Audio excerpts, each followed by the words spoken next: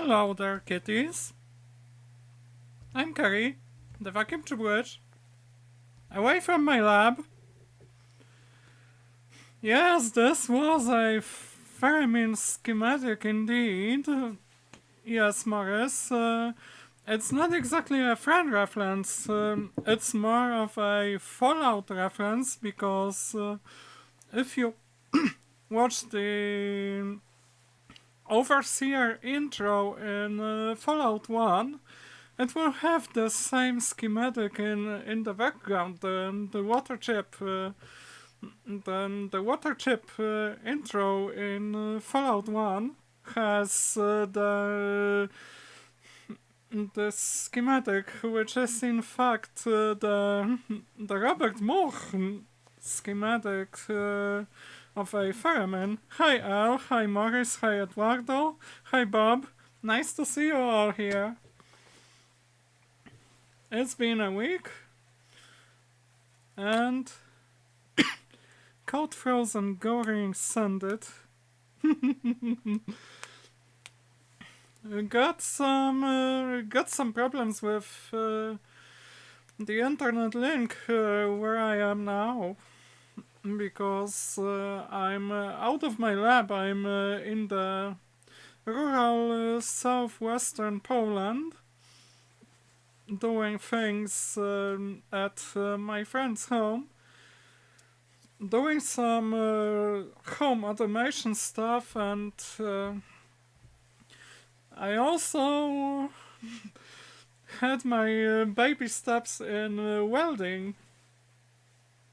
So there are two things that were completely new to me that I did.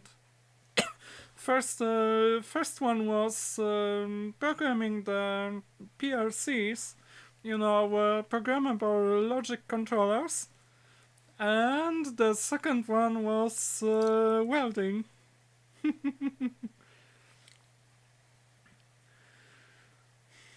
I'm pretty worried about what's going on with the stream.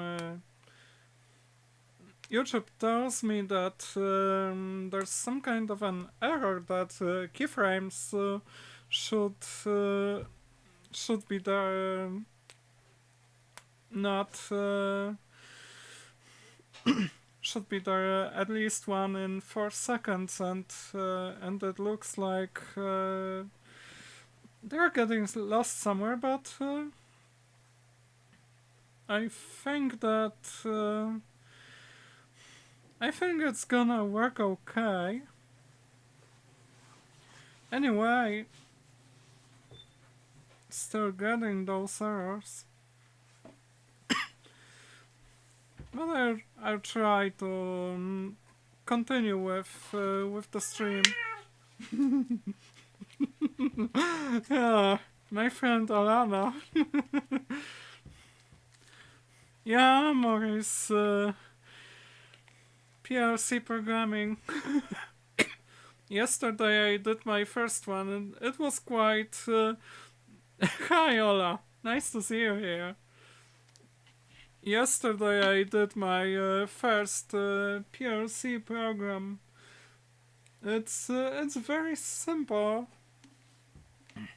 Basically, what it does is that you have two buttons. One of them is for resetting, and the other one is for turning the 4 groups of lights sequentially, so that you press it once, then it will turn on one light. Then if you press it again, it will turn on some additional lights, and then some additional lights, and then some more lights. And the other button resets them all and turns them off. So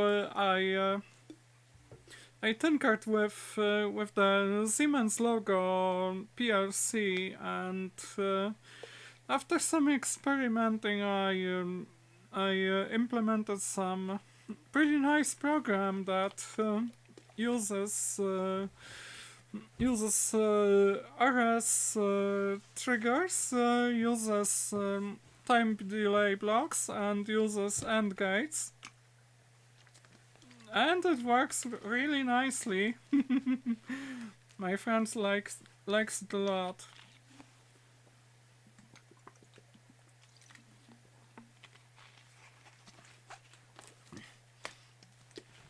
Yeah, YouTube has been having a lot of errors. Seems like that. Because, yeah, I guess it's not just errors on the YouTube side, but also on the uplink side from where I am here. Normally, I've got a pretty nice link in my lab. It's not very fast, but it's pretty stable unless some power loss occurs. And here it's a wireless wide area network. Your phone, no go. Oh. So would that be Keritech, we have a problem? By the way, yesterday I watched Apollo 13 for the first time. Gotta admit it.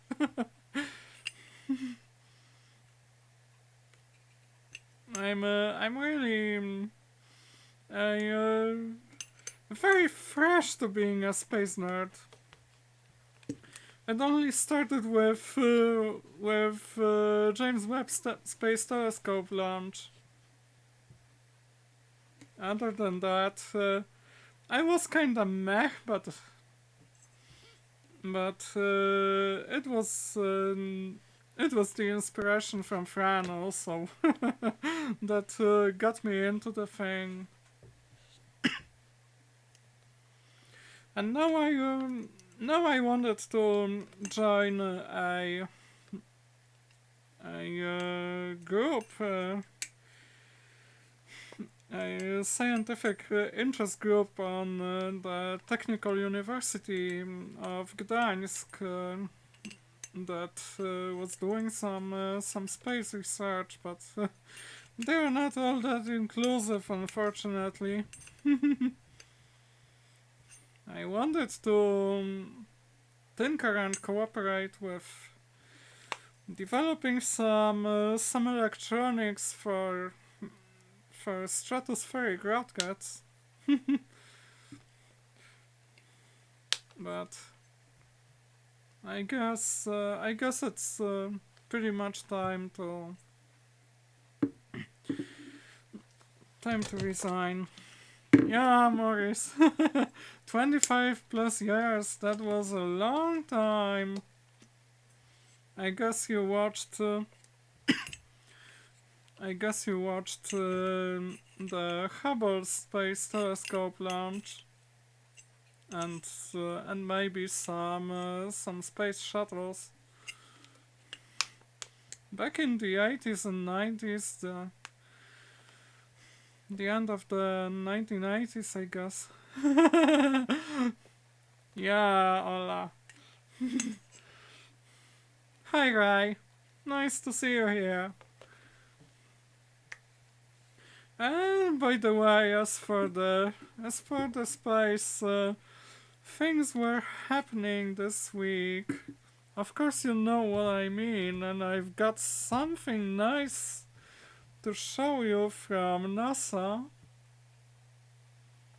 First one will be the recap, and then the silent footage. Maybe I'll do some commentary, but I'm not that good at it. I'm not as good as Dave Jones, let alone Fran. 50 years after we last left footprints on the moon, NASA's Artemis 1 is our first bold step towards getting us back there and pushing us farther than we've ever been before. You are looking at the world's most powerful rocket and Orion spacecraft live on Launch Pad 39B. The energy here is palpable as we attempt to make history today.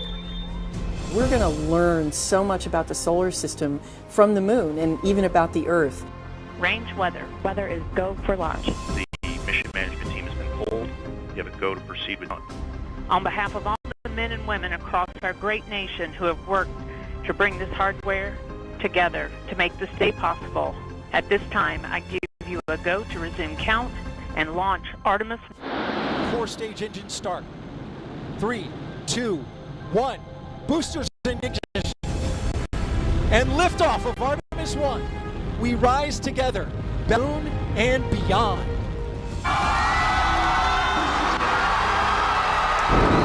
SLS now traveling 607 miles per hour. The harder the climb, the better the view. We showed the Space Coast tonight. What a beautiful view it is. The first step in returning our country to the moon and on to Mars.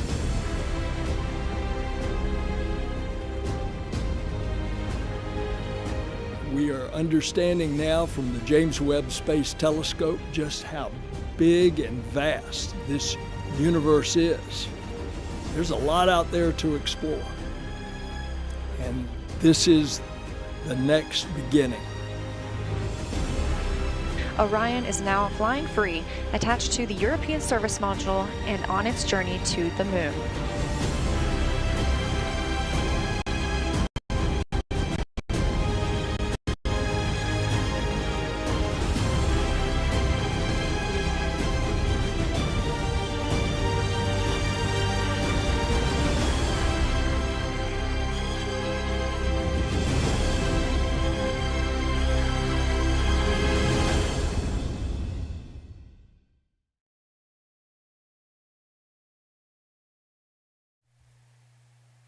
Beautiful.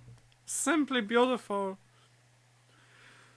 I can watch the launch footage so many times and it never will get old, I think. Yeah, Ray. I need more fuse panels.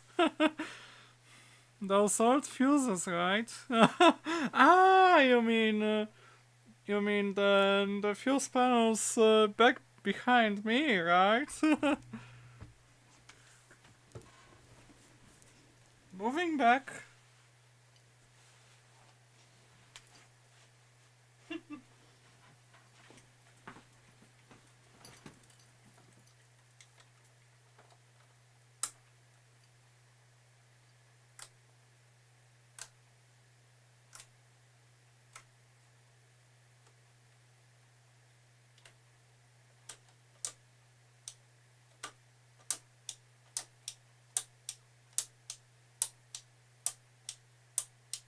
Houston, we have a problem.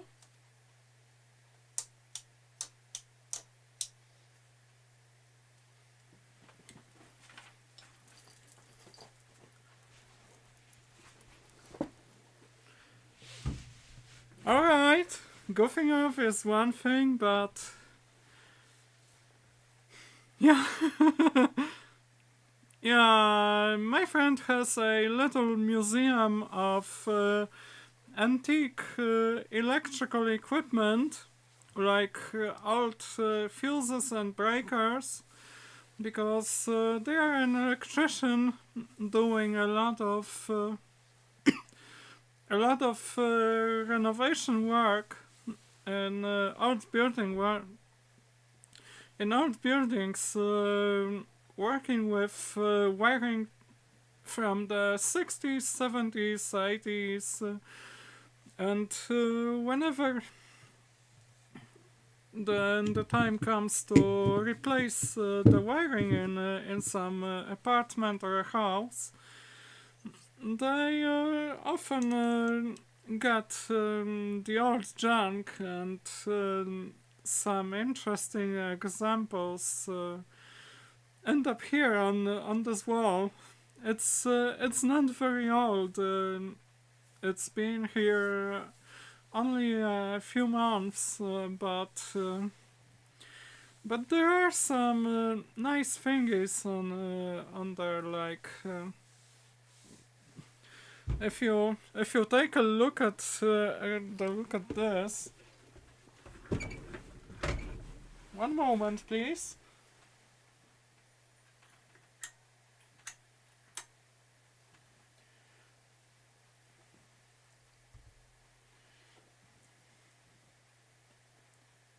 This switchboard, it is the original switchboard with a place for an energy meter here.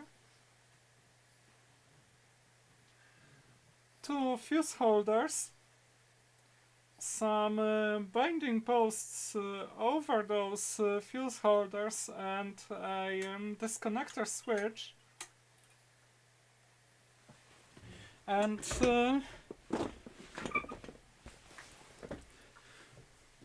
then the board is made of marble. It is the original switchboard, the original electrical panel that was installed in this house, dating back to the pre-war times when those parts were still part of Germany rather than Poland. So the real deal historical equipment.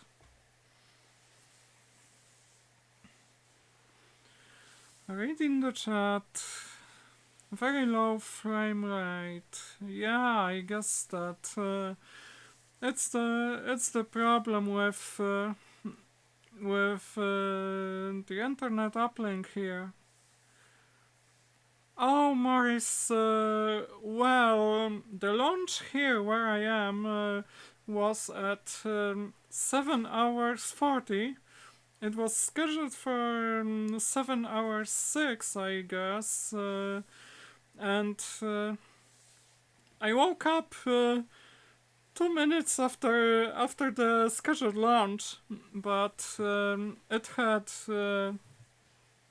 it had a delay, and thanks to that delay, I managed to watch the Artemis launch live, and I watched it on 2 screens. One, a big one for the official stream from NASA, and my laptop from the stream from Fran. So I joined Fran around 7 hours 7. I was really afraid that I would miss the launch. Still, yeah. Command control room, yeah. But unfortunately there is no AGC or Disky. By the way, when I watched Apollo 13, well, that Disky was a little bit greenish. I wonder if the original was really all that green, because what I saw on Fran's channel, the recreation project of Disky with electroluminescent foil display, it was a little bit more bluish, and I guess that one was a bit more historically accurate. I'm not sure.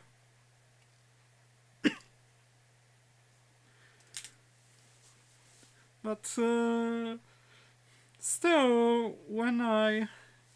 Oh yeah! Yeah, Morris, that's right. NASA Spaceflight. I love that channel because it often turns out that it often has better coverage for the milestones on the launch. Like it shows a timeline where you can see those milestones, like the launch and then Max Q and Biko, Miko, and other points like jettisons and so on and so on. And I was very surprised that I didn't see it on the official stream from NASA. Like keeping the viewers in the dark.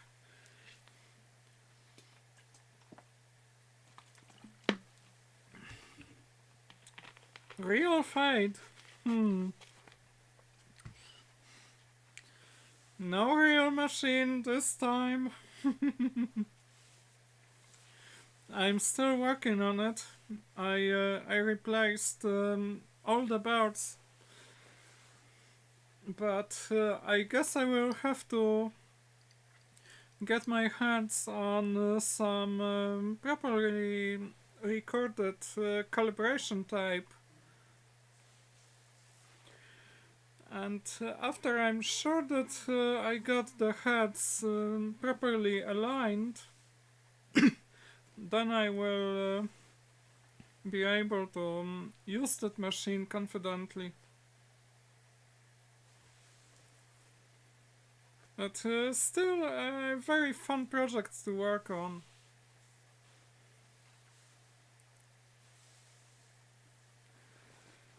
Okay. So I guess it's time for another one from NASA.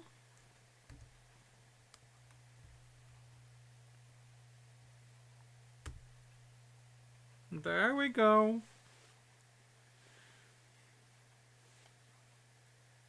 It's a silent one with no voice or no sounds from the launch pad. Unfortunately, but yeah, we have ignition. The countdown went to 0 and we have ignition.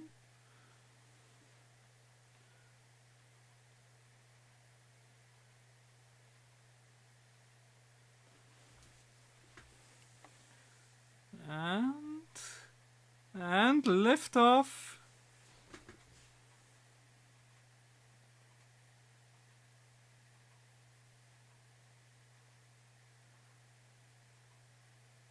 So bright.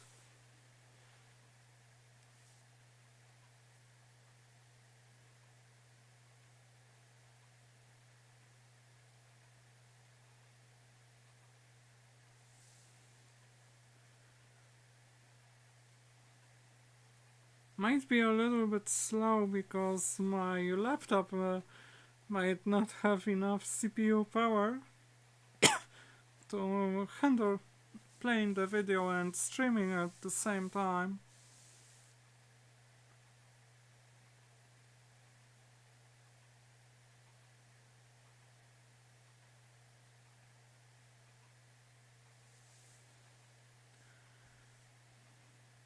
But yeah, going on boosters.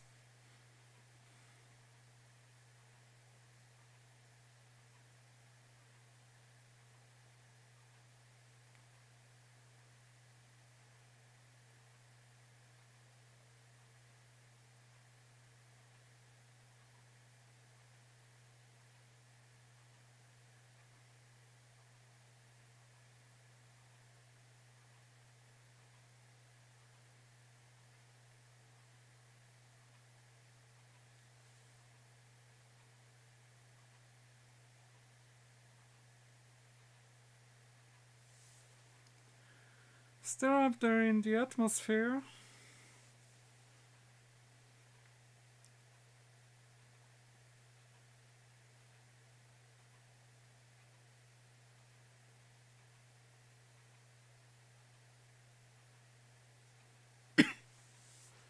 Not sure if it reached the max Q by now.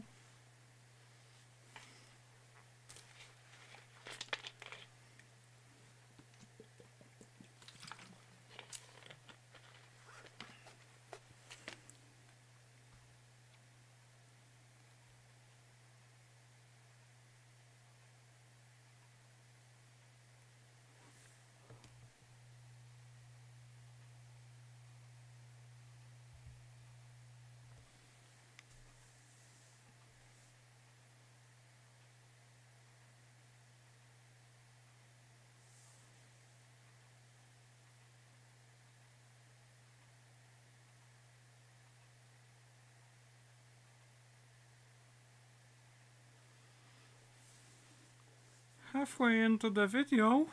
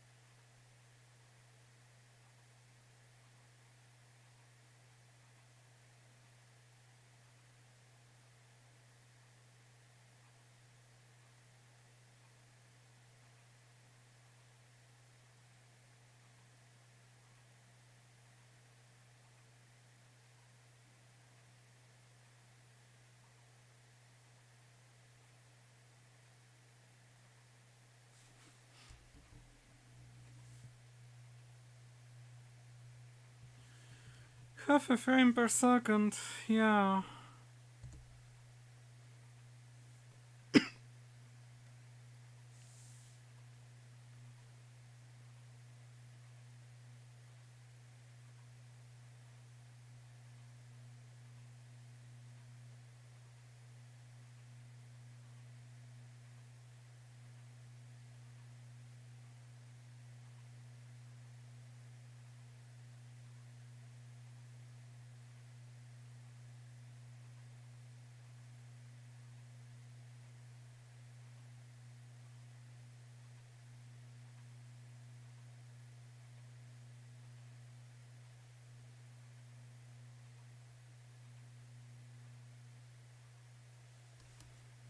Might be close to Biko at this point.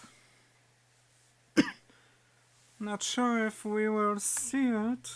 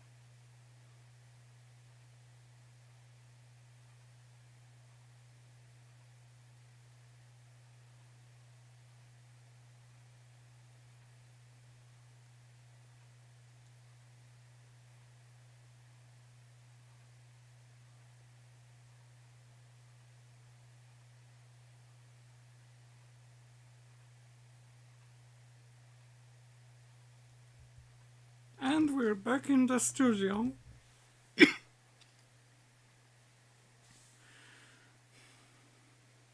Yeah, Eduardo, sorry to read that you missed it. Oh yeah, is it waffle time? Yes, it is waffle time! It will be in a minute. Thanks for reminding me. It's waffle time! Waffle!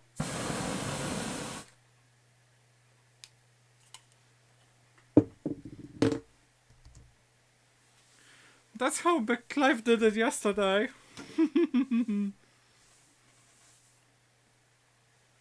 Frame by frame analysis. Oh yeah. With the uplink speed here. Now I don't really know if you can get what I'm saying because of this slow uplink. Almost went for a bathroom break.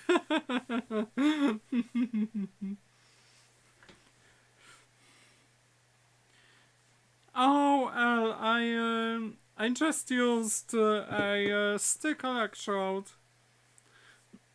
The classic, not stick, not MIG, but the stick electrode.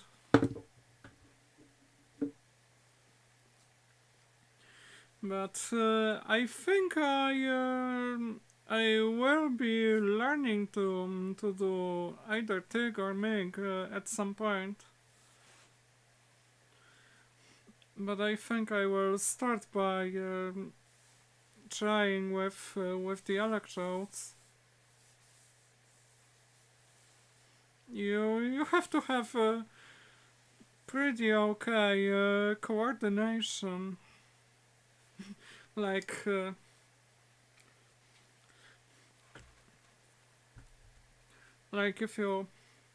if this is metal you want to weld, this is the electrode, then you have to first hit it with the electrode, and as the electrode gets used, you have to move it closer and closer to the metal and simultaneously move the end along the weld, and turns out that this movement towards the metal as the electrode melts down, you have to do it faster than moving the electrode along the weld, which is a little bit tricky for beginners like me.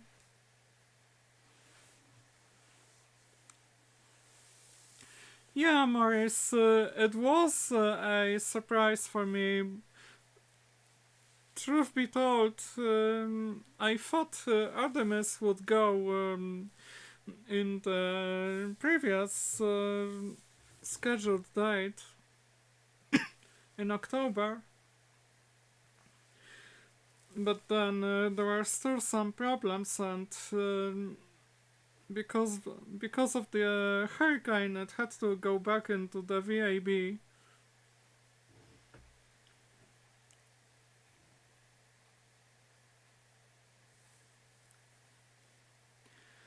And by the way, when I watched Apollo 13, I noticed a little inconsistency. Oh yeah. Now the stream health is perfect. I wonder how long it will keep at this level. Anyway, I noticed a little inconsistency in Apollo 13 because at some point before the launch there was some medical examination and you could see the worm logo on the glass. Even though the mission was 1970 and the worm logo was designed in 1974, you could see the worm logo in the setting that that predates the worm logo.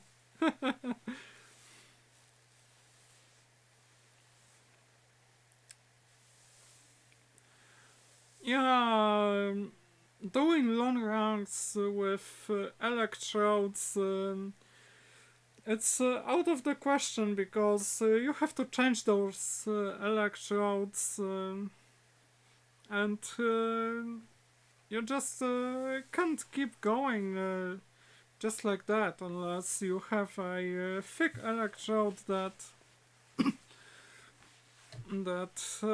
gets used up slower than a thin one, because you have to add the mass. Yeah, Yeah, Maurice. It's a movie, but I would pretty much expect it to be. Well, if they went to great lengths to recreate the interior of the Odyssey and the lunar module, then why wouldn't they pay attention to the obvious history behind the NASA logo? And also another thing that Fran noticed about those intercoms, those speakers for the families, like those realistic speakers, turns out they were not as realistic as as it seems. They were a little bit too new. But wow, who else besides some real deal space nerds, not like me, would notice a minute detail that is some electronic device. Yeah, wrist exercises. I guess that's one common thing between welding and playing guitar. I still have to learn both.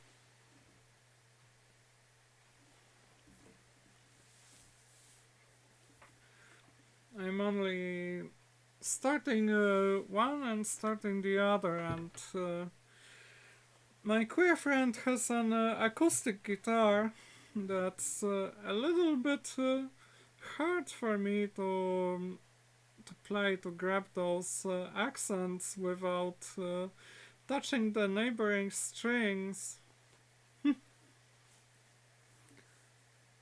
Is that a NASA soda? No, it's not. Wow. Oh, wow. By the way, the scene when those astronauts were drinking the orange juice and and the juice just exited those blobs that exited the bag with the juice. It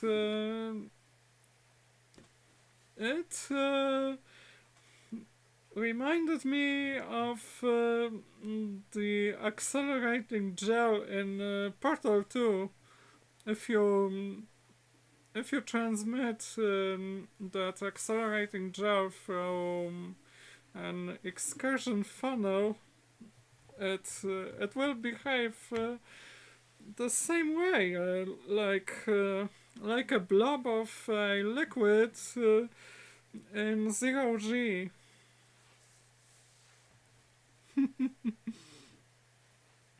Maybe Apollo 13 was the inspiration for Valve software to develop those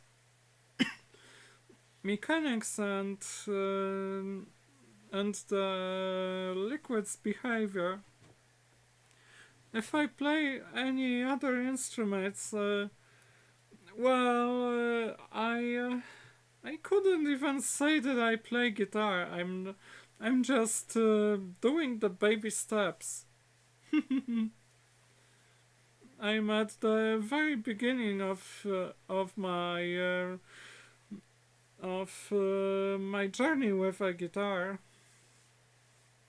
And I don't play any other instruments. Well, I used the monotype typecasting machines as instruments of some sort, making sounds. Then this standby screen with the music background you could hear. It was music from a project that I took part in back when I worked at the Book Art Museum. I did run the machines, and a bunch of friends did the music, the synths, the guitars. It was pretty much fun.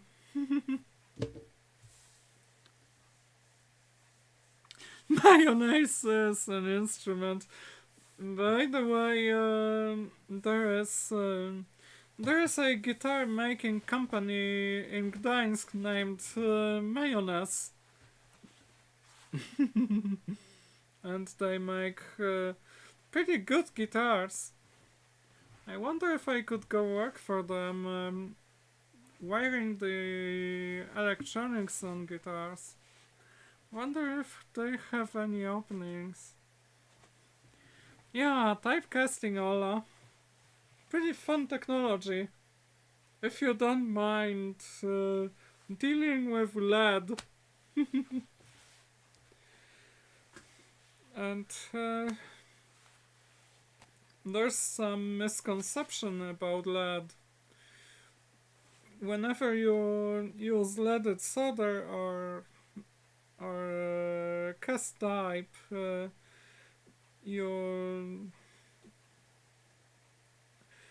some misconception that you are exposed to lead vapors, and it's not really the case. Lead is close to the melting point rather than boiling point.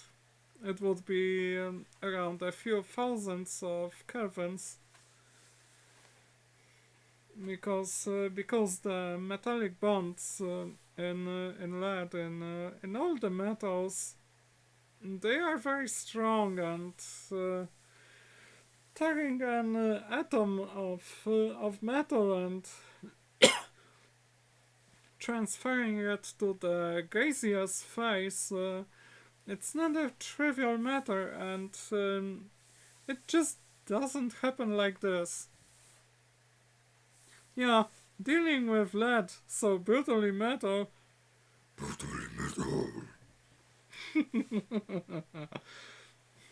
Yeah.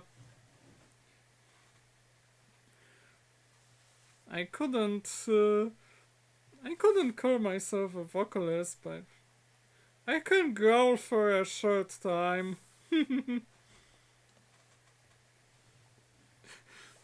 Call your band Cari Bonito. Yeah. I might have better ideas for a band name. Probably it would be something more scientific. Wanna go back to music? Tell me about it. What did you do? Sounds interesting. Oh, lead in the drinking water. I heard that Flint in Michigan had a very bad problem with water poisoning. Yeah, use it in your electronic projects. Yeah, I guess so. Or for making ammunition.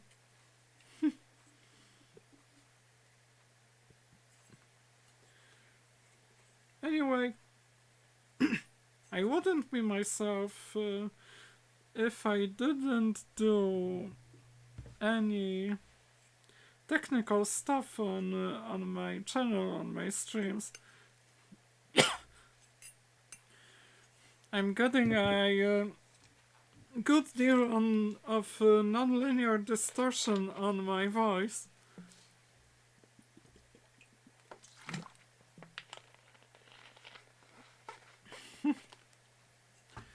It's a sign that I need to drink.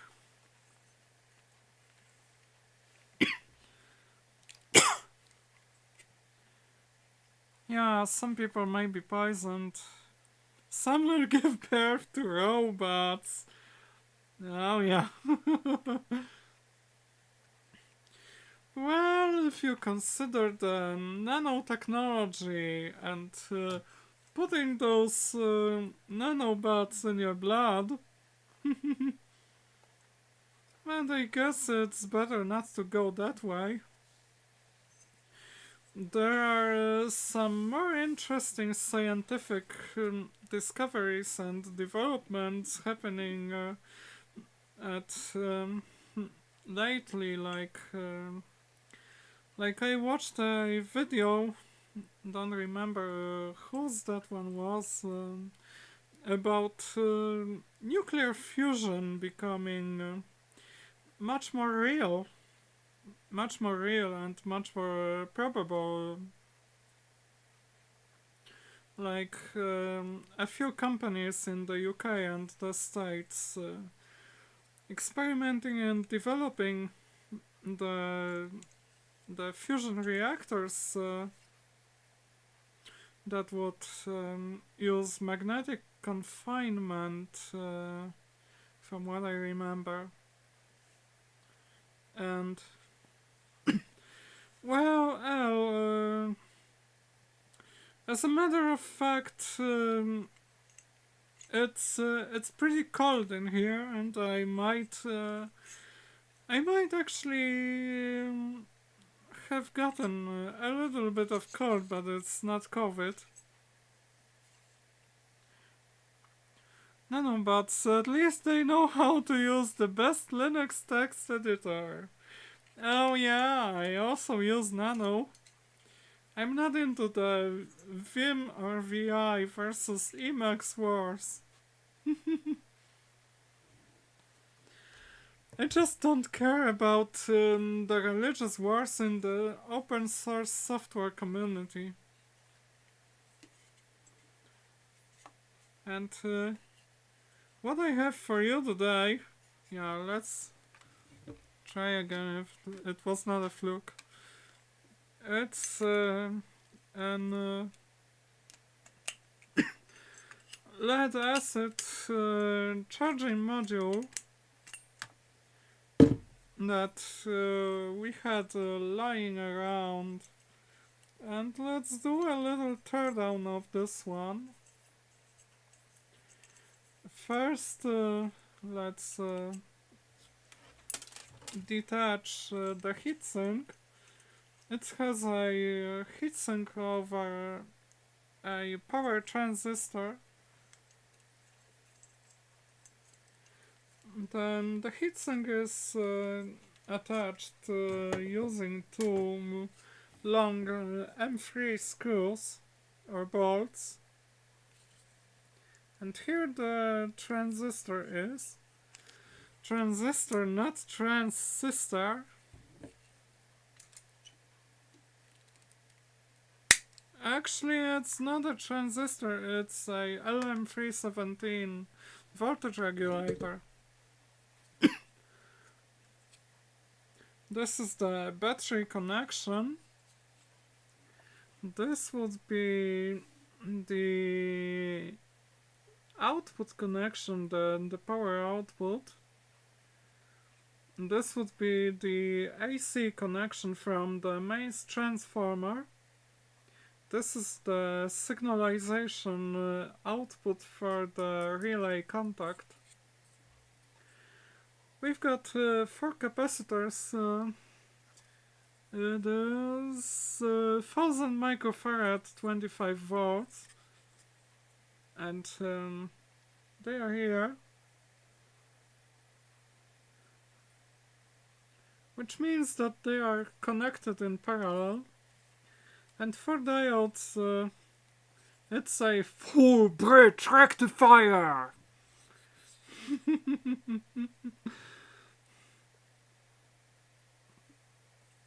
This is the current limiting resistor for charging the battery.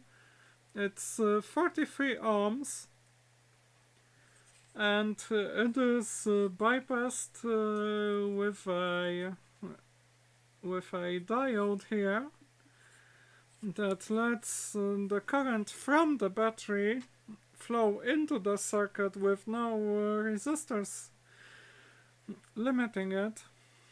The resistor is only limiting the current flowing into the battery from the power supply. So when the battery is discharging, the current flows through the diode, and some of the current flows through the resistor, but most of it is supposed to flow through the diode.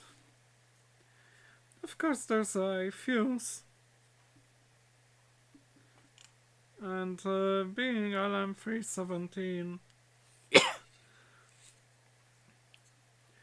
it would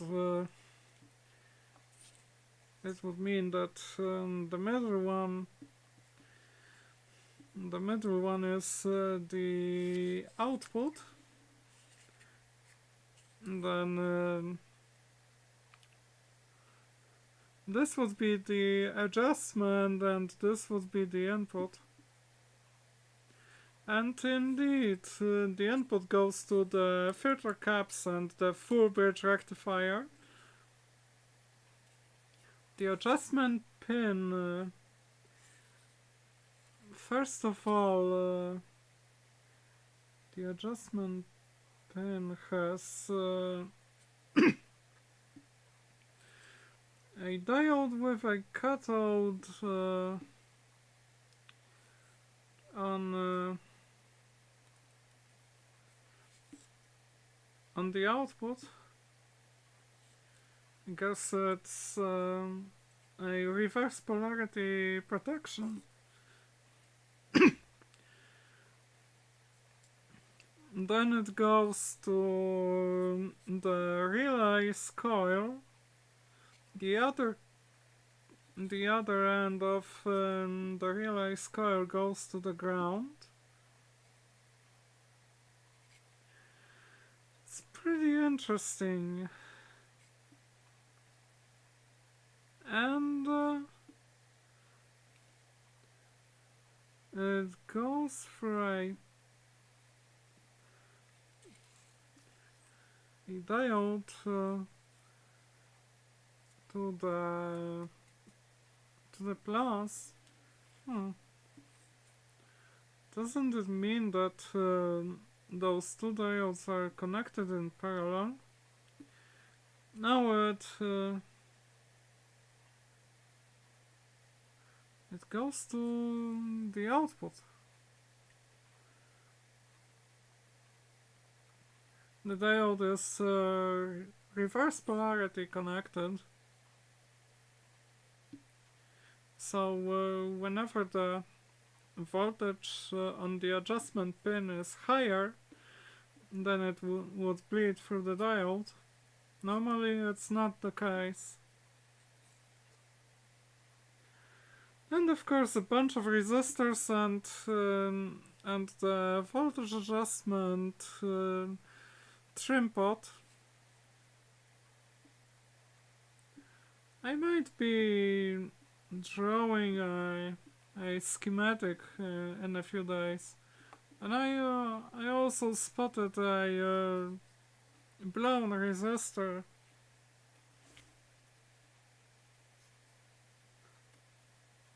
Right next to the red LED.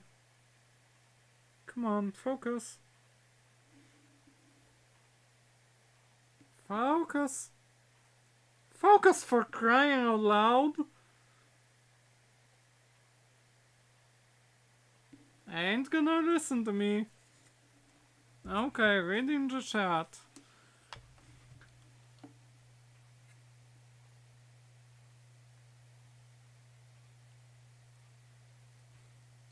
Yeah, it's cold everywhere. Oh, sorry to hear about your loss.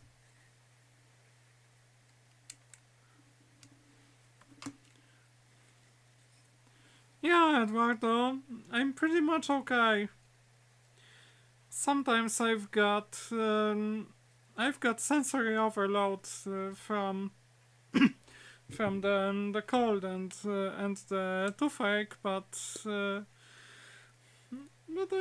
okay-ish.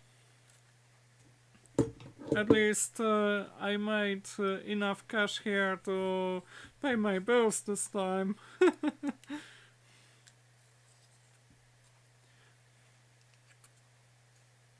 Yeah, pale and translucent. I guess this is FR4, and it has no solder mask. It has no conformal coating. Oh well, solder mask. No, it does have some solder mask on the traces. And it's a single layered board.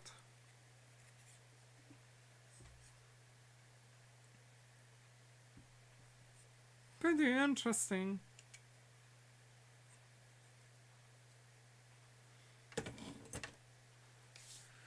I think I will reverse engineer it. Out of curiosity.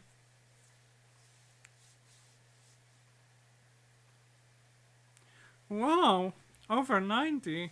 That's a good age. My grandma died at the age of 91. It was in 2016. The last of my grandparents.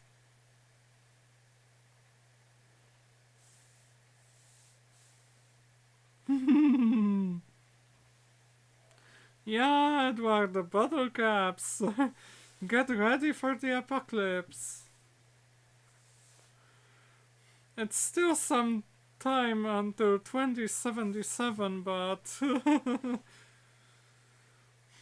given all the shit going on behind our eastern border, it might happen sooner than I thought. The reasons is always purely human ones. Not enough of space or resources to go around.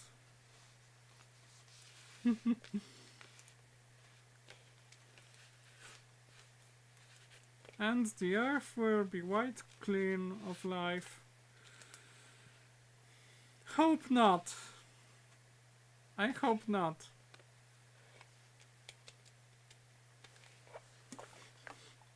Send me those bottle caps. I need a new plasma rifle.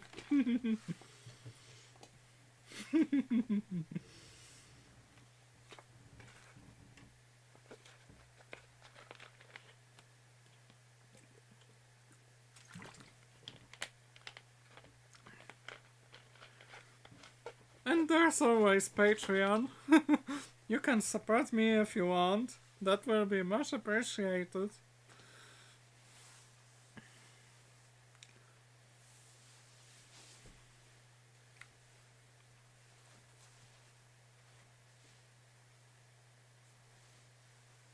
Never a dull moment. Yeah, we're going to the moon again. I couldn't watch it in 1969. But I will watch it. I will watch the second season. I will watch the second season.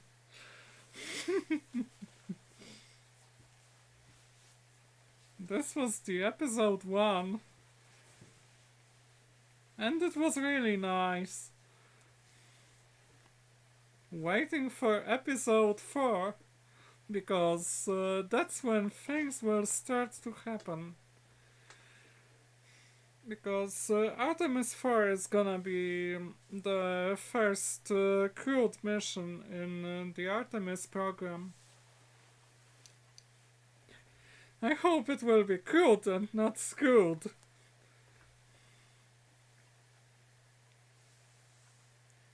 Oh yeah, Maris, I will watch the flyby.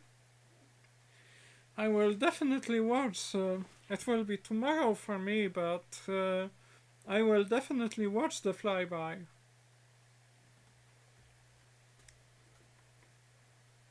At least, unless I will have to go to a town nearby to do some repairs, because I might have it planned for tomorrow, but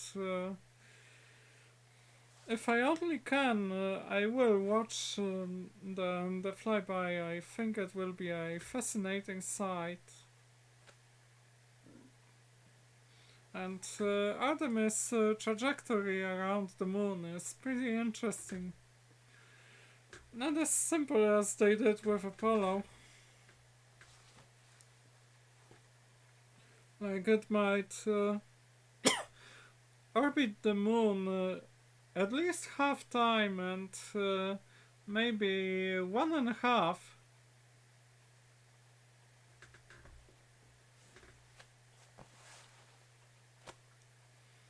Coming pretty close to the moon's surface.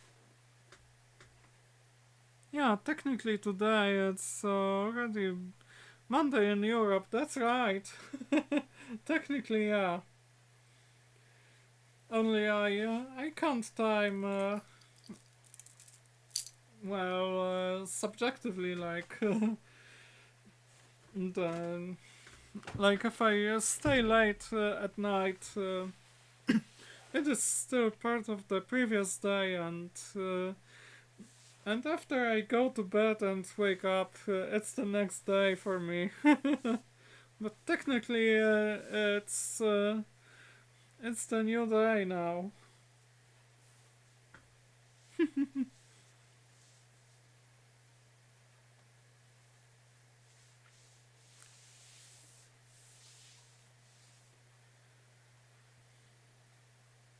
And what was I also thinking about? I saw a short film friend that she said that this month would be the 50th anniversary of Pong. That would mean that video gaming is 50 years old. Fascinating. Who would expect that it's been so many years already?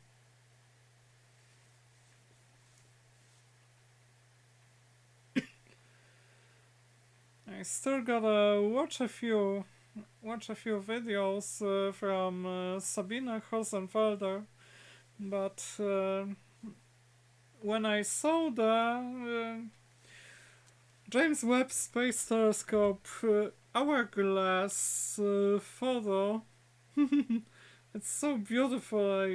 I just put it up on my phone as a wallpaper. See? Ain't that cool?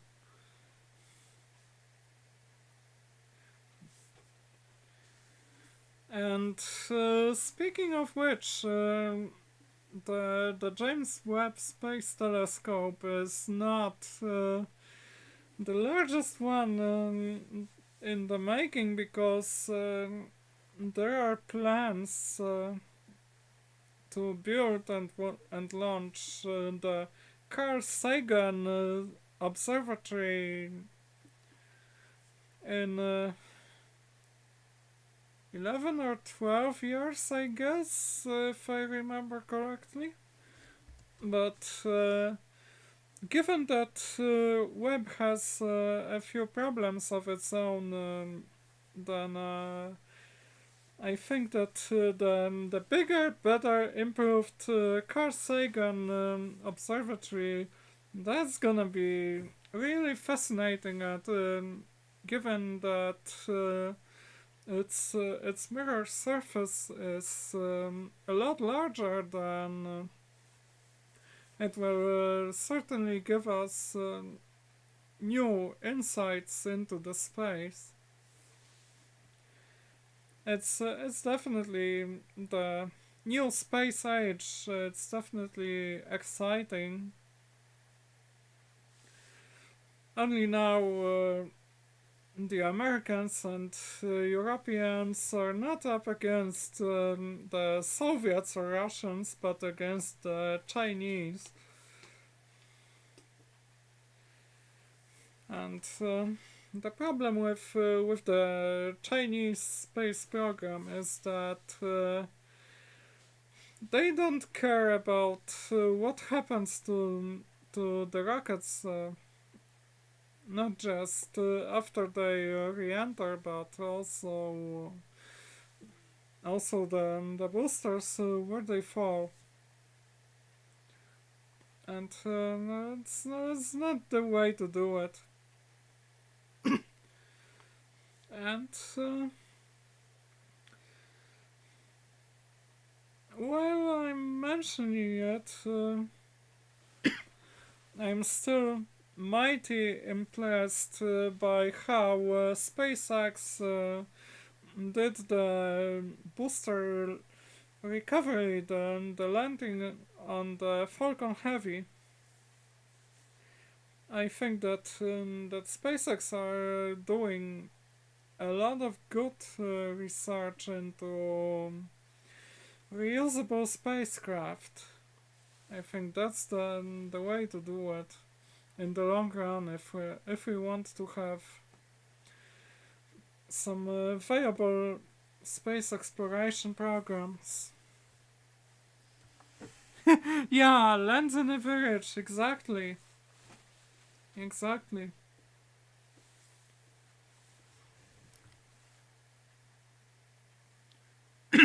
Oh yeah, Maris, the phone call skits with Elon Musk.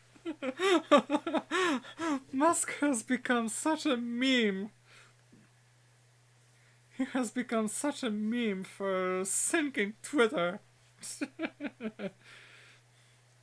Let that sink in. I'm gonna sink Twitter.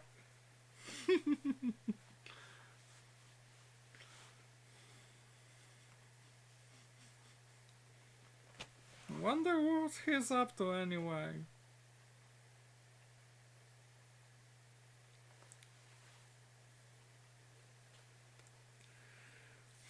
Because what he's doing is either reckless or deliberate. This is madness.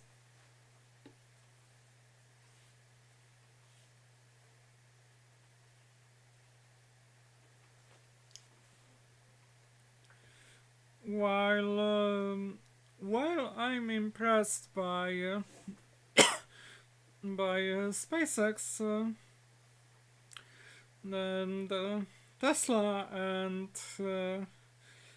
the recent thing with Twitter, it's meh.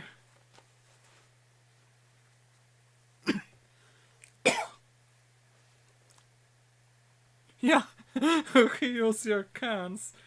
You can reuse your cans.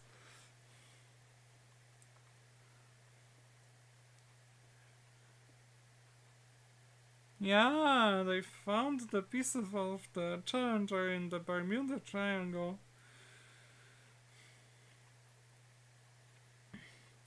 There's I wonder what's the thing with the Bermuda Triangle, because I guess that it's some conspiracy theories, not to be confused with proper scientific theory. around the place based on observations of bad things happening there. But the explanations are far from being scientific.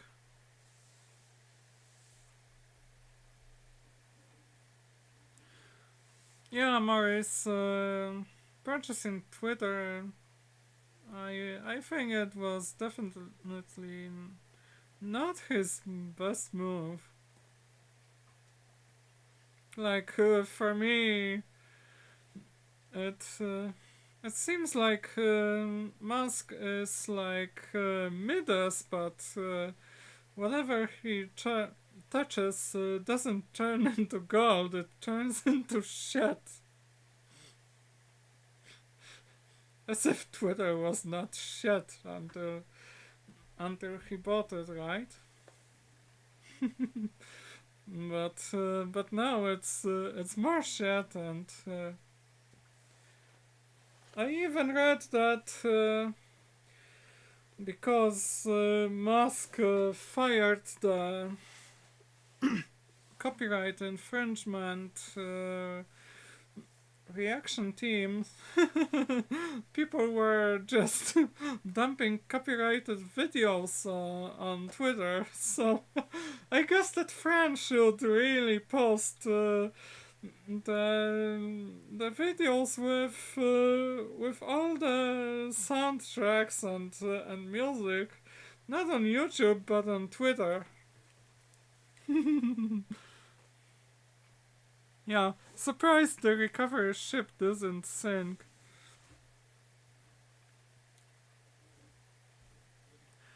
I'm not on Twitter either. For me, it's just a fucking waste of time. And if I considered anything like that, I would probably go to Mastodon. Yeah, I guess that Mastodon became a lot more popular thanks to Elon Musk. Was this his plan? Or was this just unforeseen consequences?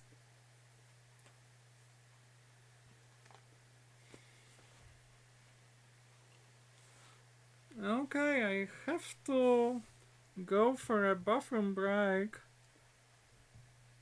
1:13. I think I will continue until 2 a.m. That would be 1 hour's GMT. Yeah, Alan.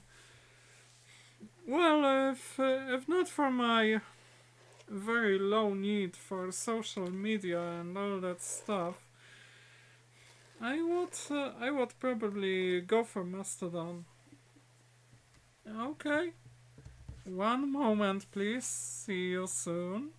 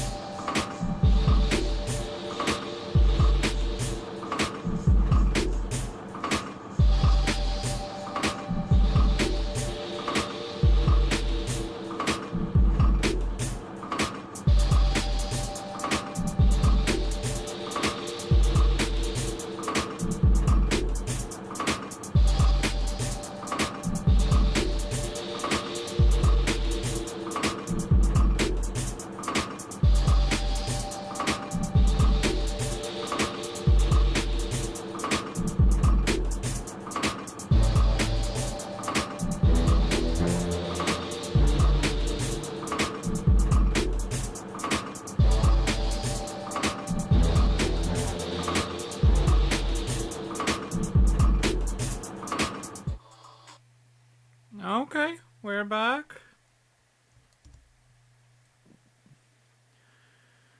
And what's going on in the chat? NASA real time. Not exactly.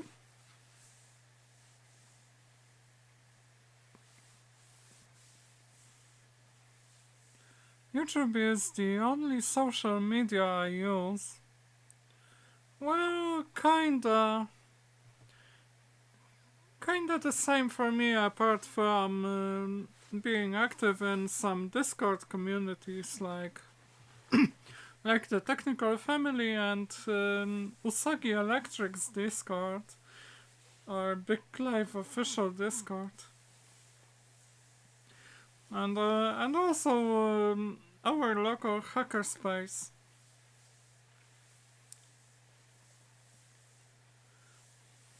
How's Mastodon compared to Twitter? Well, I guess it's a little bit more complicated because Twitter is one vast service for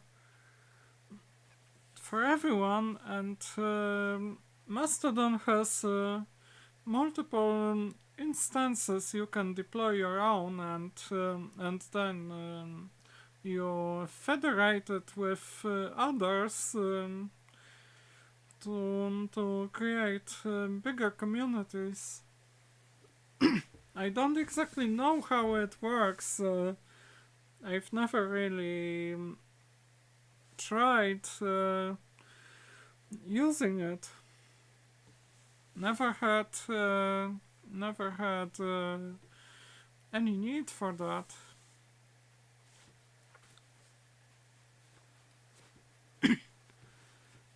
Yeah, Morris, like email. Well, unless some email providers discriminate some smaller email providers, and because they are not Google, like like I heard someone who had a self-hosted email, and they couldn't really get get out there, reach the recipients, because the messages were filtered out. Like the server administrators and the providers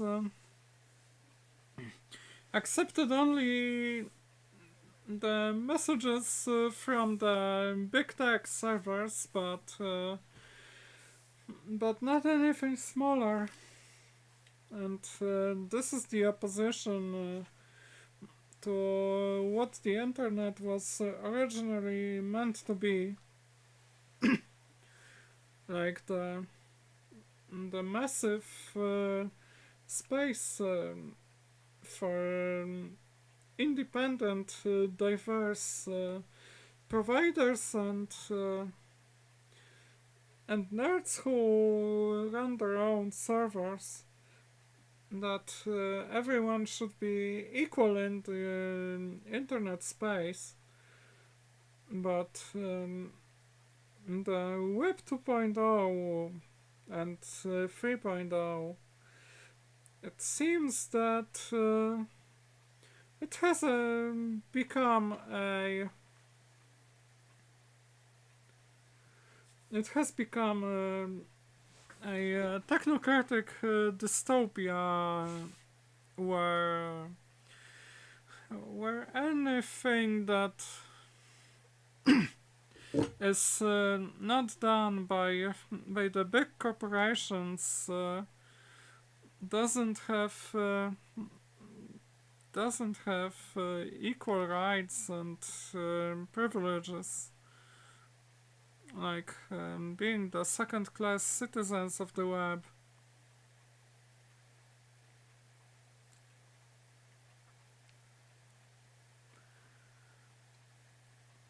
would it be great for sharing art projects? I don't know.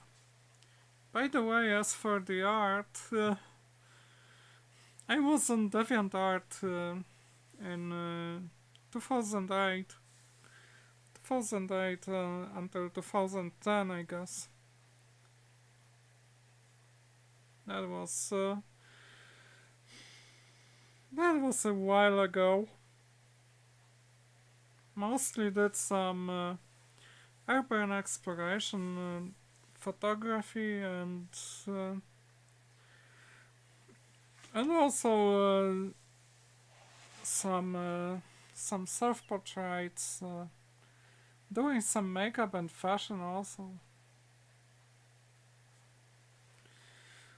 Old times. And DeviantArt has massively changed for the worse since then. Not just when it comes to the artistic merit of what you could find there, but also the user experience design of the site. Like, if they change it, why do they have to change it for the worse? If they get the feedback from the users that is crap and still go their own way, because that's what their marketing team has told them, that it will bring them some more new users, but all the time losing the existing ones. Why would they do it anyway?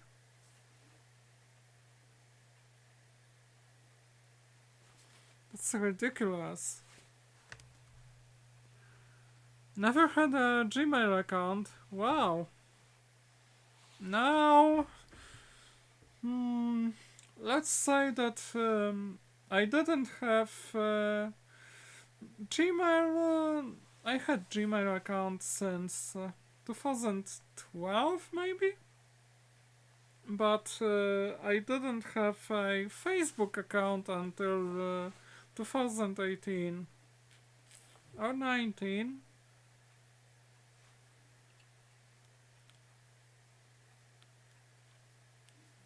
That light is kinda hurting my eyes.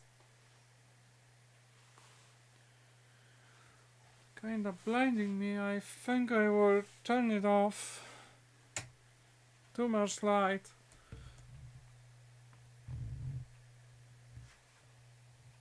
Now let's try changing the scene for a short while.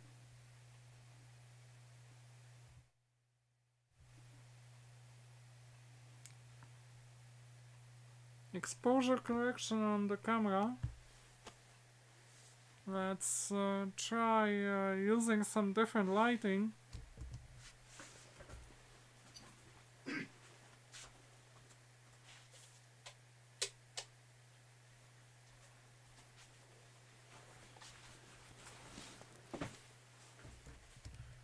That should be better and not as tiresome as what I just had.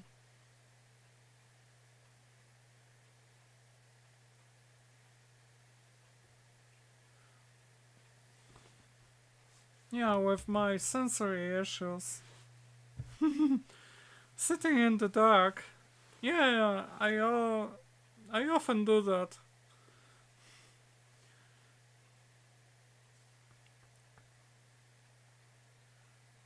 Similar to Discord, what? Instagram and Facebook, yeah, algorithms. Damn those fucking algorithms on YouTube and in other places. Like those recommendation algorithms, they hurt the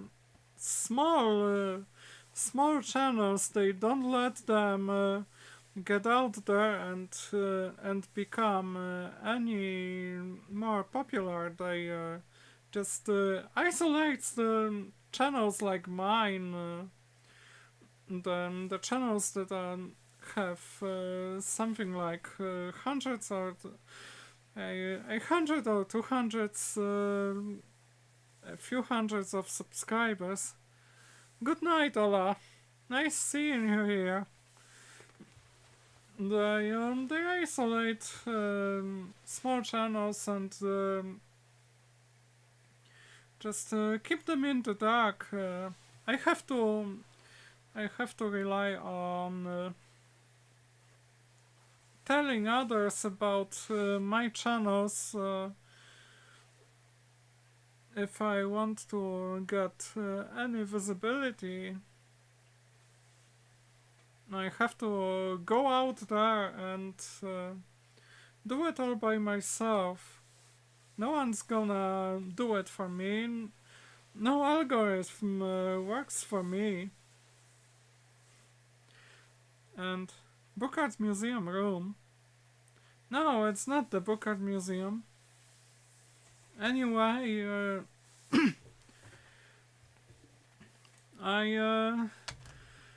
I'm seeing some strange things about my subscriber count. Like recently I saw a little drop. Like I had 233. It dropped. To 230.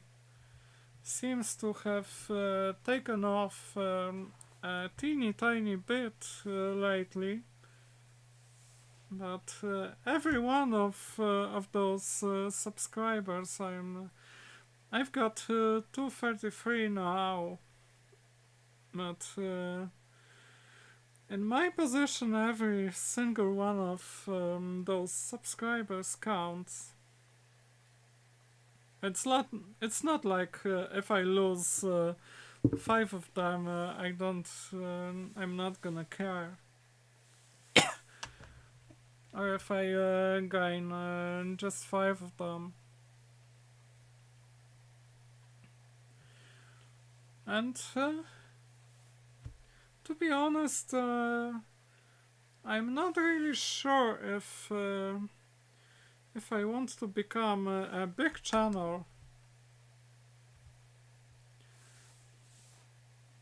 because I'd rather have a tight-knit community around my channel rather than becoming some sort of a celebrity.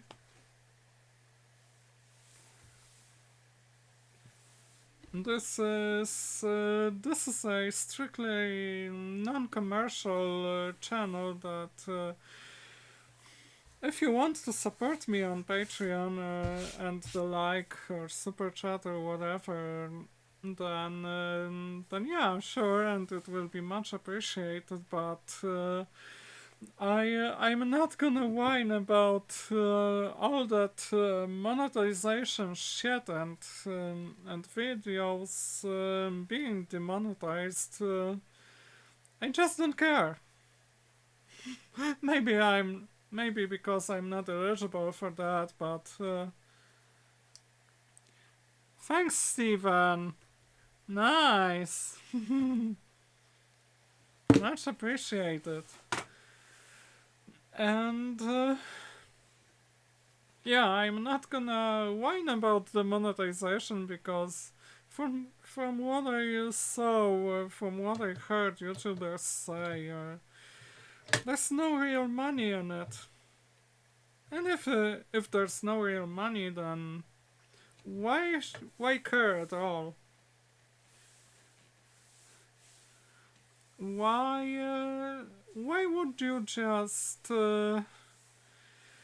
pay close attention to petty things like this?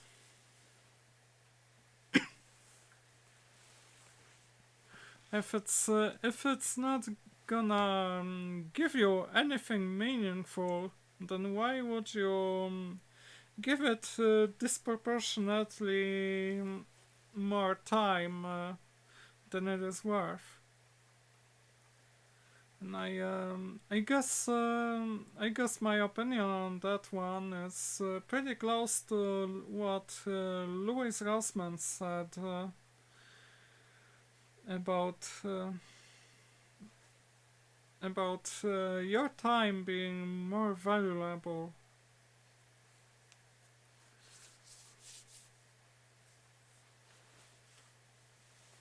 And as for me, as for my time on YouTube, well, I've got pretty much time on my hands to watch the YouTube videos I want to watch, those that I think they are interesting enough. There are channels I always watch every single new video that comes out, like Fran, like Curious Mark, like Usagi Electric, like Big Life, and maybe a few others, but I seem to have started to cut down on my YouTube time because I have more things to do. If I watch videos all the time, it means that I won't be able to make videos. I won't be able to do projects. I won't be able to do repairs and earn a humble living. By the way, as for earning a living, I'm looking for a job in tech, maybe some software development, but I'd rather work as an electronic engineer.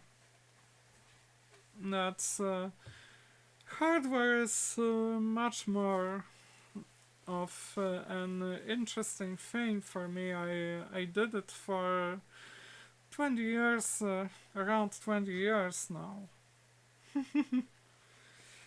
Mostly my stuff in my lab, doing repairs, building amps, and that's really interesting. Much more exciting than sitting there in an office and writing code for a company you don't really identify with. Because you're in it only for the cash and not for anything more personal.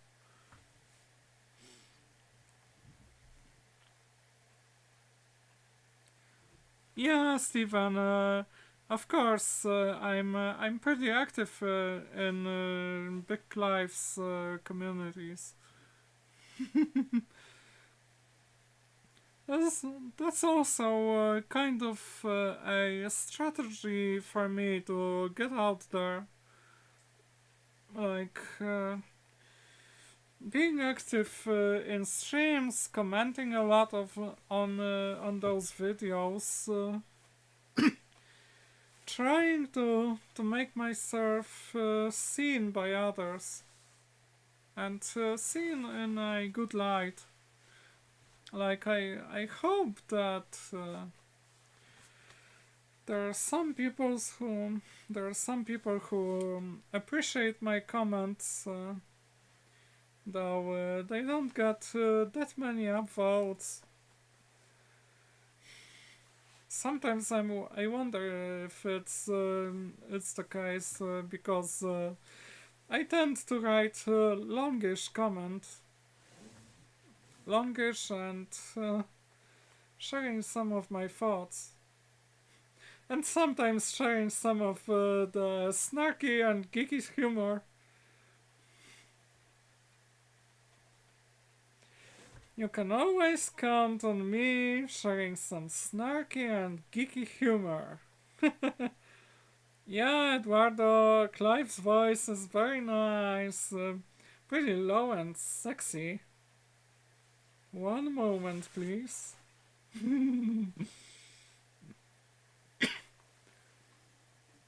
Trying to do Clive sometimes. Oh, Maurice, it works. You notice me when I'm... Yeah, and now I'm not the only one because Bob Darlington is also a mod at France. So I try to drop in and read the comments, delete the obvious crap. And of course, I'm always there on the streams. And if I'm fast enough, I will whack-a-mole, whack-a-mole, whack-a-mole on the sex bots. Interesting, interesting though. I still don't know what makes those sex bots appear more or less often. What does it depend on?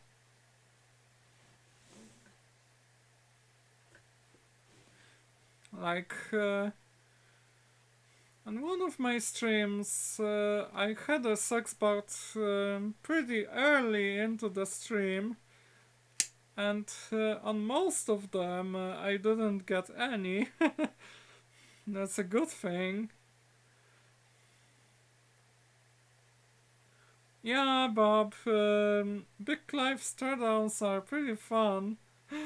And I really like the way Clive does the reverse engineering thing. Like, he takes a photo of the circuit board, prints it in a large close-up, and then analyzes the traces on the board. And I think it's a pretty useful technique. Of course, unless you are dealing with a multi-layer board.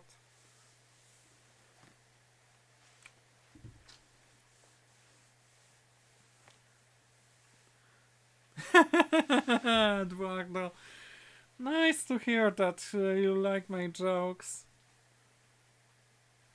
Your dad must have been a dead joke legend. Wow, my dad is dead. My dad is dead.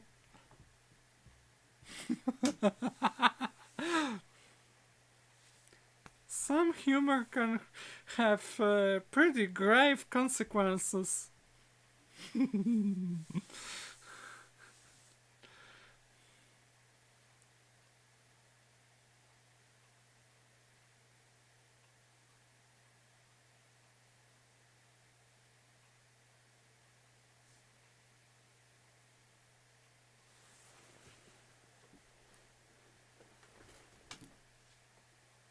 Oh yeah, very nice to hear that you always try to follow other women engineers.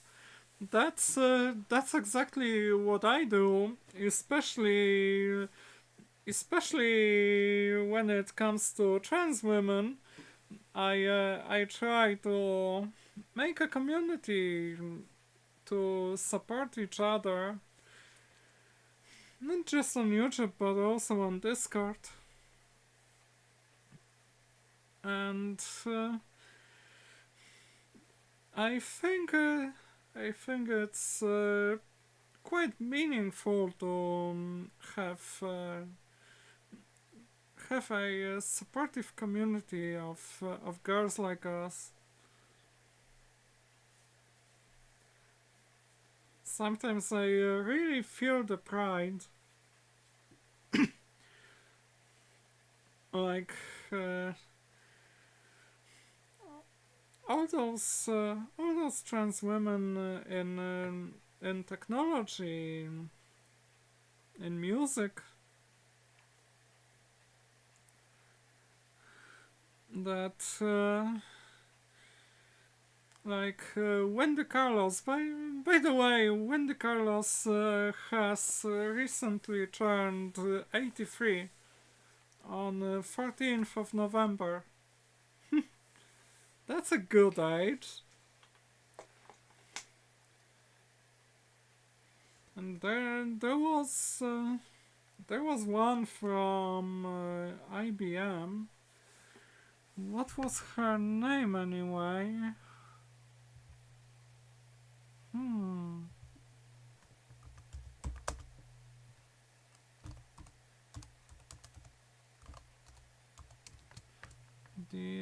The pioneer from IBM, Lynn Conway. She's a legend. Wasn't she just so damn awesome? And to think that IBM gave her shit. They apologized later, but they still gave her shit, and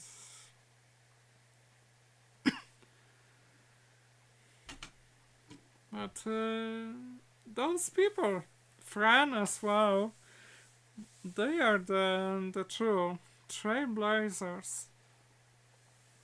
The next generation, me and some others, I know, we have it comparably easier.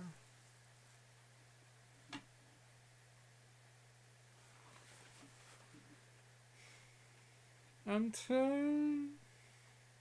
it generally holds for women in engineering in general.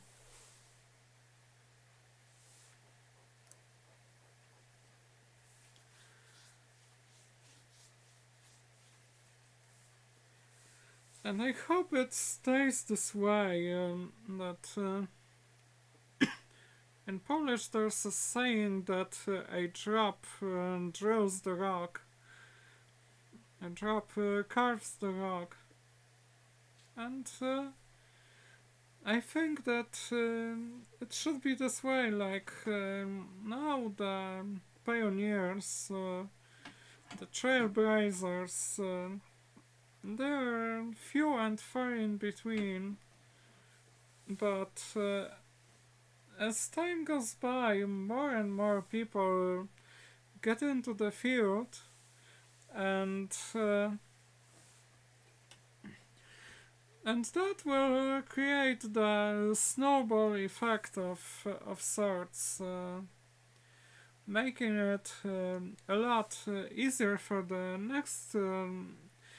next generations to get in there and create an atmosphere of acceptance.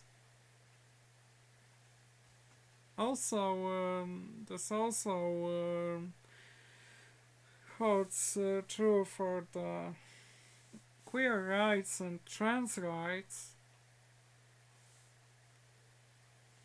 though there are and will be setbacks.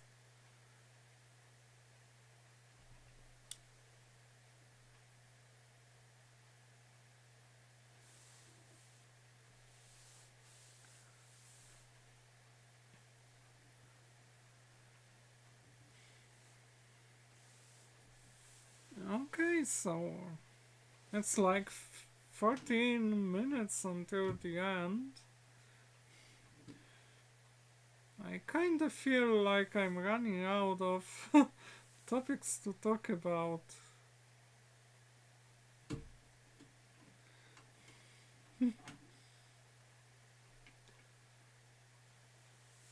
And here in the village, because I'm in the village out of the city, I at least on those cold nights I can walk out from the house and look at the sky, watch the stars. That view, I don't get it in the city all that often. It's just so beautiful. Yeah, yeah, Eduardo. Dark humor. Die laughing. Die laughing.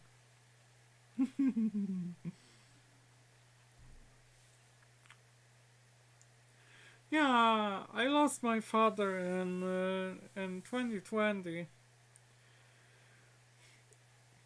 He had some neurodegenerative disorder. I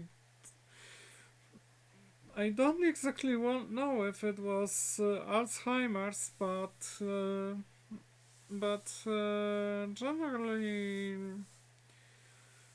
he was gradually losing his all his functions, like not just some intellectual functions, but even the basic stuff like eating by yourself or sitting up or going to the toilet. It was gradually being taken away from him. He died at 73 in 2020. He was born in 1947, same year as David Bowie. And my father lived 4 years longer than David Bowie. David Bowie died of cancer. And Black Star was the last album. And I've got some fond memories related to Black Star. Like in January 2021, Abigail Thorne from the Philosophy Tube channel made a video about her coming out as a transgender woman, and well, my father didn't know anything about my transition. He never saw me when I was already on my HRT, but anyway, back to Abigail. Her coming out video featured the title track from the Black Star album, and it made me cry so many times.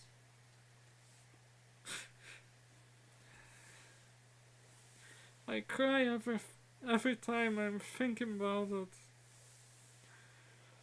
because that was one of the things, apart from some long talks with my queer friend, that inspired me to come out, to finally come out as a trans woman, though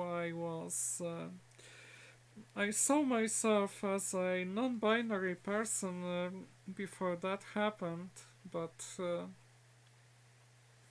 February 2021 I finally came out as a trans woman. What was interesting was I was half a year into my HRT, and it really occurred that it was the direction I really wanted to go. Oh, I started following Fazio Electric. I know that channel and love it so much. I also love Uncle Doug, but Colleen is just so damn awesome. with all her amp work, and some of that amp work is really high profile.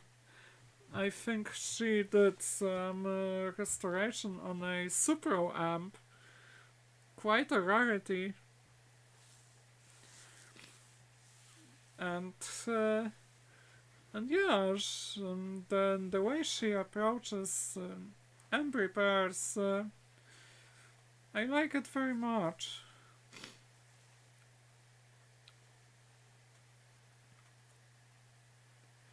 Yeah, Stephen, that's right.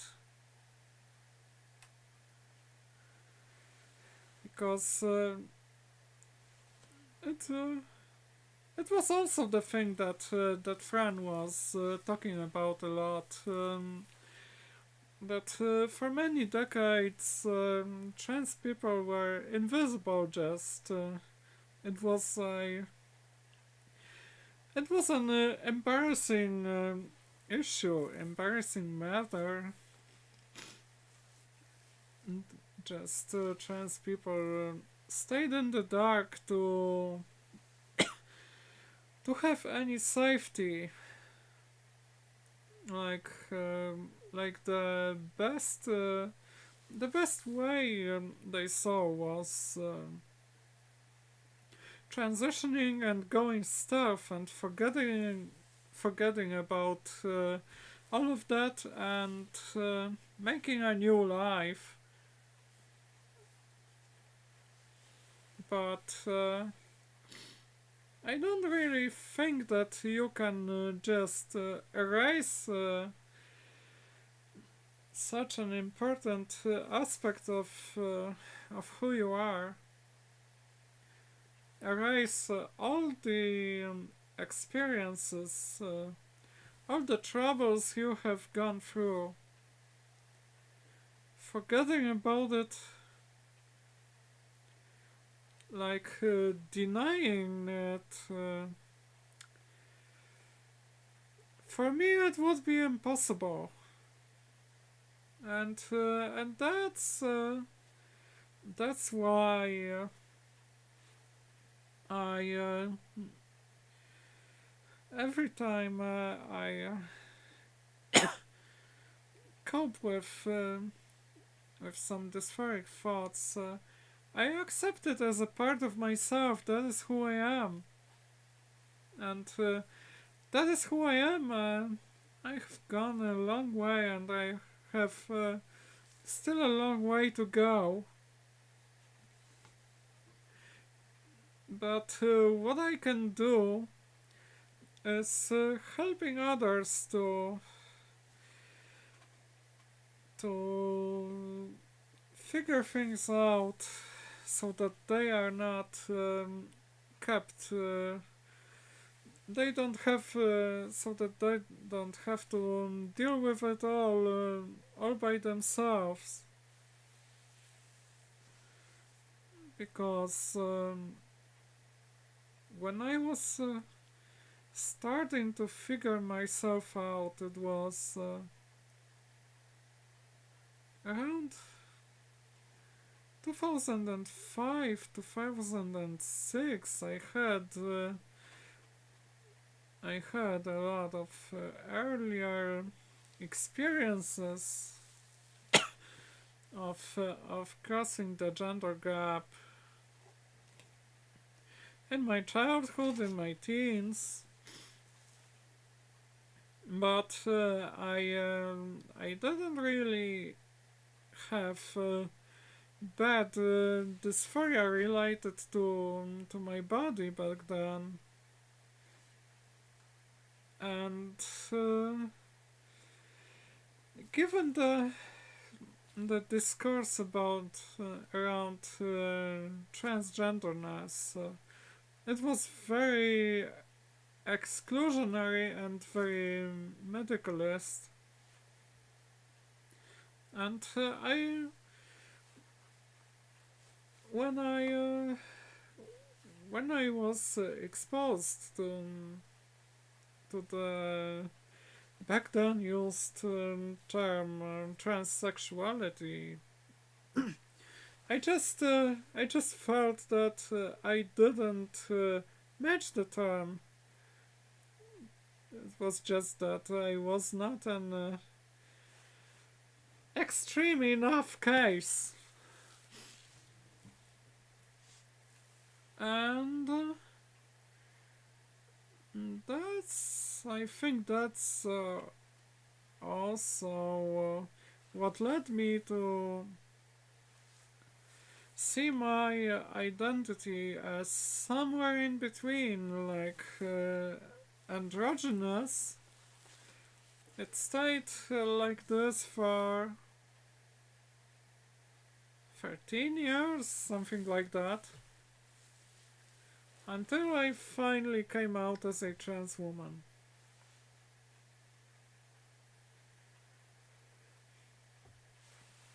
And of course, over all that time, especially after 2016 or something like this, things have changed a lot when it comes to the both public and medical and psychological communities, how they viewed the transgenderness. It has become a lot more open and inclusive. There are still some people who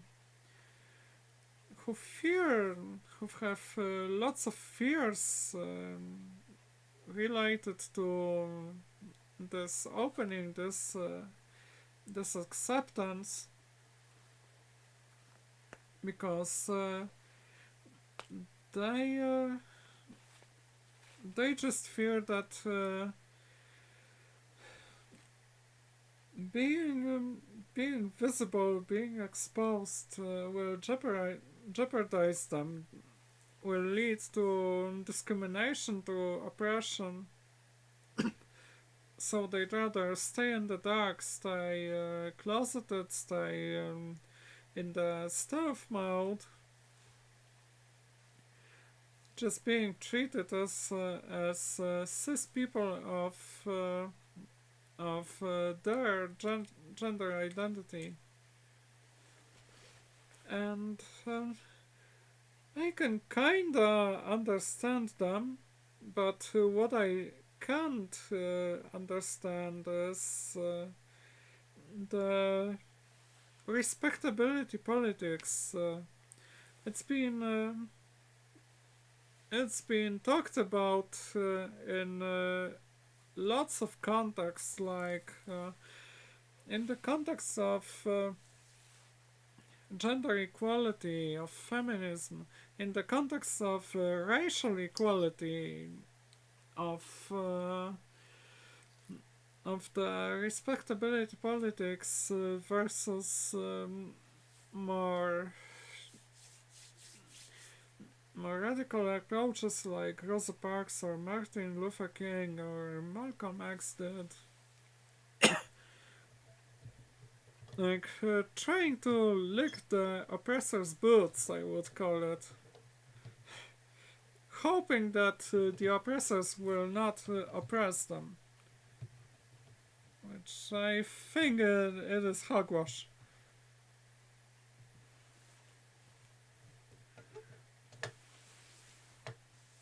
Reading the chat. Thanks, Stephen. That's very kind words, that you're very supportive towards the trans community. Nice. Close friends with Vera.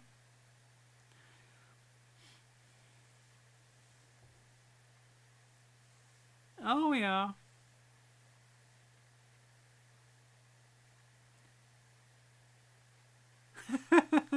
Anyone who fears or insecure about their own gender identity, which is not a bad thing, but because it's often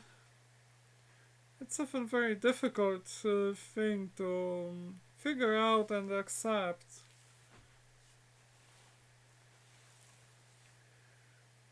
it certainly is a lot of pain to discover that you're one of the minorities who have it the worst in the society. Sometimes some trans people even have to deal with their own history of contributing to this impression. Because, you know, in order to deny those feelings, in order to hide them, run away from them, a lot of trans people unfortunately put on the tough guys and put on the mask of toxic masculinity, and it often involves queer phobia, transphobia, trying to fight and part of yourself that you don't accept. But then after a few years, you realize that what you were trying to silence, what you were trying to fight, it's not going away just like that. It stays, and after you get this realization, you can start to open up yourself to your experience, to who you are.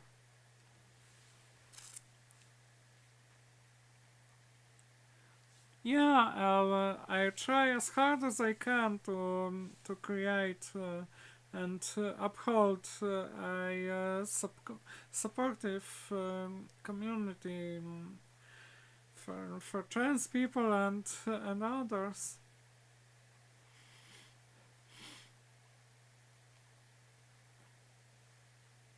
And I'm really glad to read about the relationship, because me and my queer friend up until a year ago just one, and now I'm in a relationship with two people. They often was very accepting, a non-binary person, and started HRT half a year before me, and one of the pillars of our relationship was mutual acceptance and support, and I think that it worked right from the very beginning, and I'm very glad it stayed this way.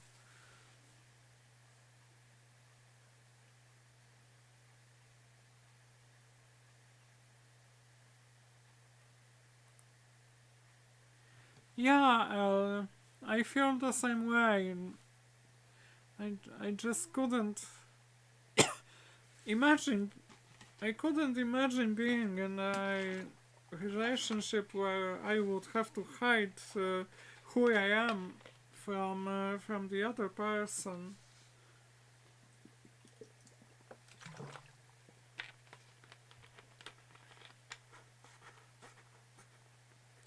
Yeah, Maurice, the Polish society and government, especially the government, those neo-Nazis, they are very cishet normative.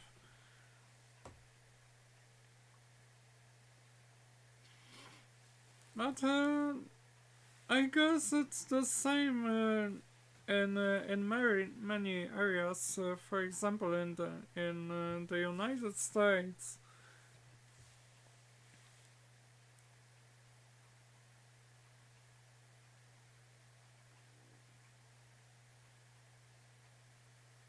Ah, Vera the Wolf. Oh yeah, I know her. I was wondering which Vera you were talking about, cause I was at some time I was thinking Vera Wild.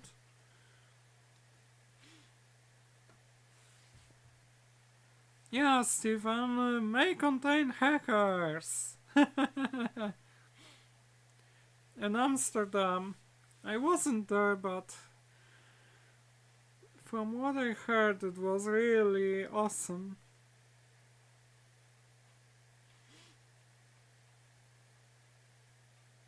Nice to hear that.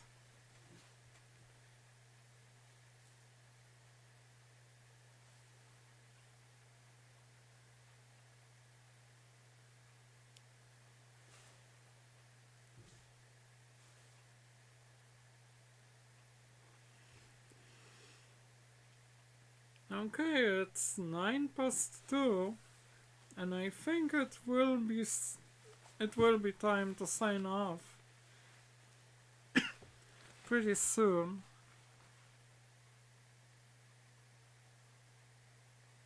And it seems like I missed the woofle 1:30.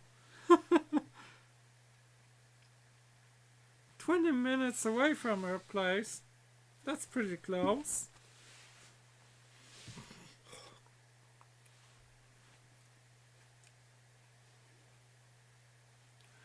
I wish I had someone from the international communities close to myself.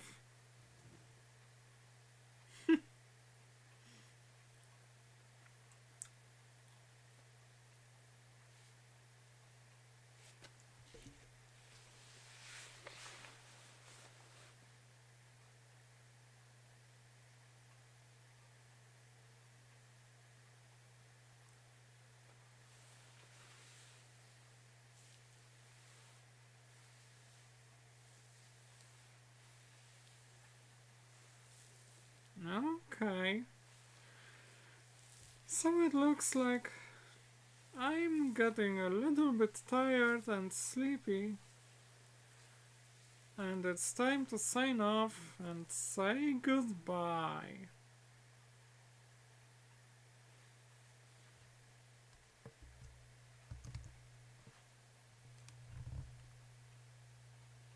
Let's watch it one more time.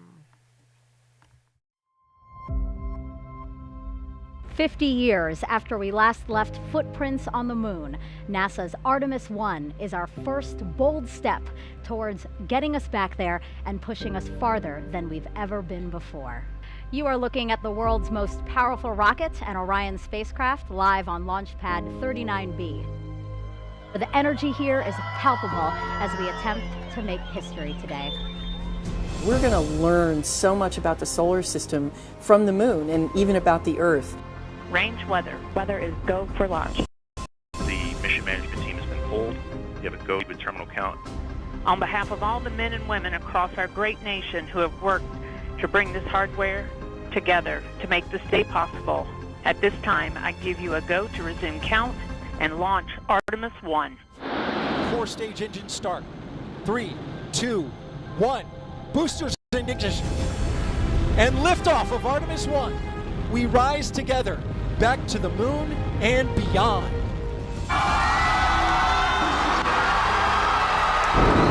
SLS now traveling 607 miles per hour. The harder the climb, the better the view. We showed the Space Coast tonight. What a beautiful view it is. The first step in returning our country to the moon and on to Mars.